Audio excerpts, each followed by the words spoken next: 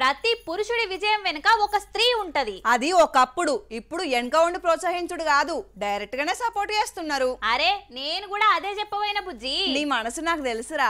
లీడర్ల భార్యలకేంది మంచిగా కాన్వాయ్ల తిరుగుతారు, విఐపీలు అవుతారు అని అనుకుంటాం. కానీ వాళ్ళ భర్తలను గెలిపించేందుకు వాళ్ళ కృషి కూడా చూడాలనులా. అందుకే మనం చూపెడదాం రా. అలా కష్టం ఊరికే ఎందుకు కొనియాలి, పబ్లిక్ కూడా తెలవాలి కదా.